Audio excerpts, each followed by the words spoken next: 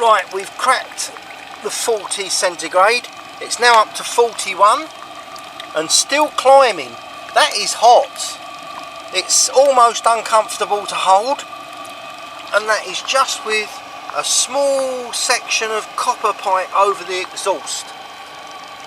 As I say, 3 lengths of this you could get in the full 1 metre exhaust length. You wouldn't have no issues at all. And it's all free, gentlemen, it's free. This is the method how you go about doing this. Simple 12 volt pump, pick a low amperage type, 3 meters of 6mm copper piping. Any steel former you can fit inside the exhaust pipe. As you can see, a tight fit inside the exhaust pipe. Clamp the steel pipe firmly into a vise. Firmly wind the copper pipe around the steel former. You must pull it tight against the steel former.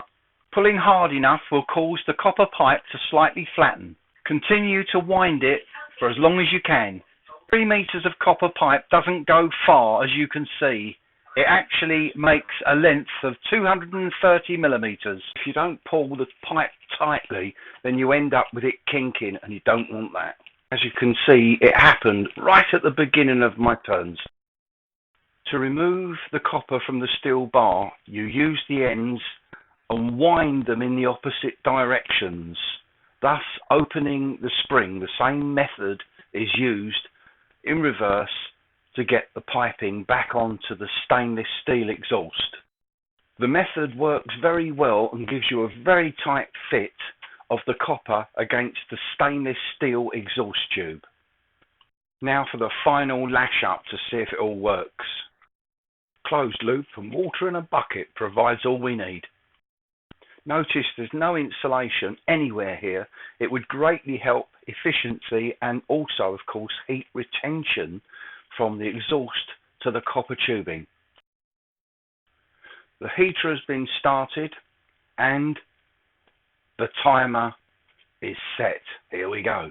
We start off with a bucket water temperature 11.6 C. The unit heats up after 10 minutes. This is totally inefficient. The actual system isn't insulated to hold the heat in. It's just a bare bones system.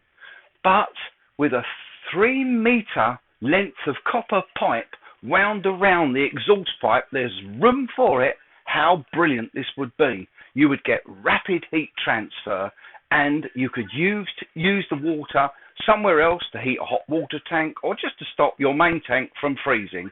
Got to be worth a try, gentlemen. It's free. Have a go. Right, a couple of interesting points to note on this. Number one, the efficiency would be a lot greater if this was actually insulated.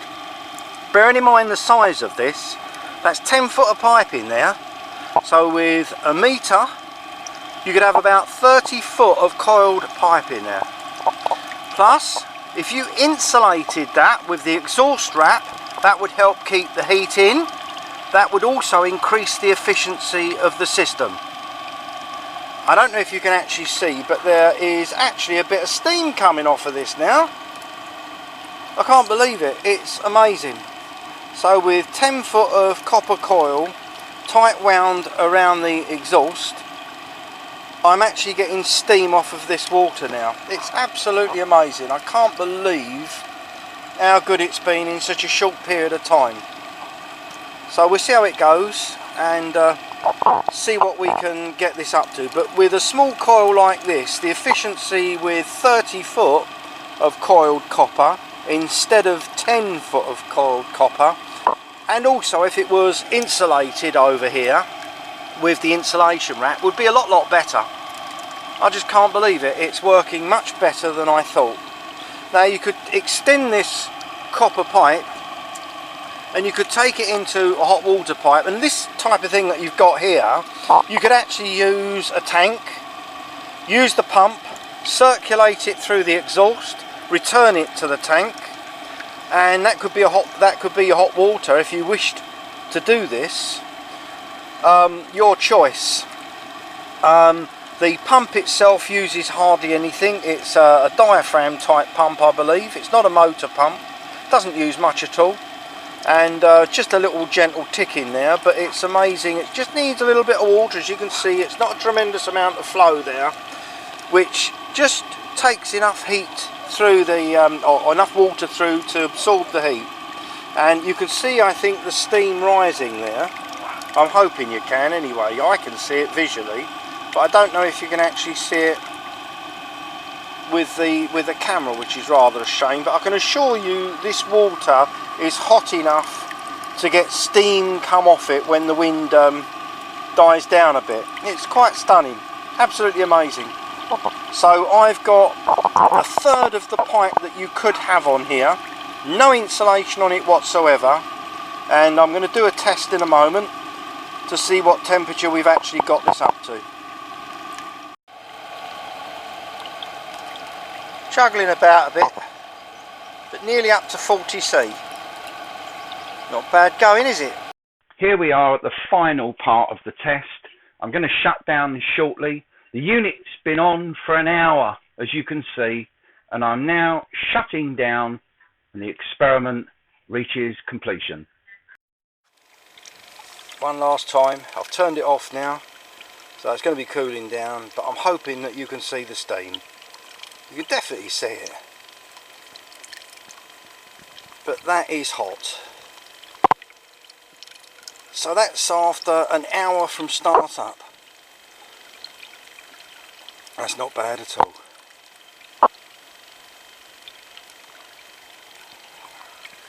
There you go, see the steam. There we go. It's hot. Right, I'm going to call my experiment quits now. I think I've proved the point, and I'll leave it to others to actually have a go and see what they can produce. But it's a working system, gentlemen. Free heat. Either throw it out the atmosphere or use it in your RVs and use it. It is not hard to do. All the best. Just a quick word for those of you that might have seen the first video that I did of this, which was started because I had a bee in my bonnet about all that heat going out of the exhaust. I bought a radiator and bought all the gear to do that experiment, and because of all the questions that I had and that it raised, I decided to spend some money out and buy the copper pipe and bits and pieces that you can see here for this experiment. So I hope that it will be useful to somebody out there, which I'm sure it will. Anyway, if you could subscribe, that would greatly help. Thanks for watching. All the best. See you next time.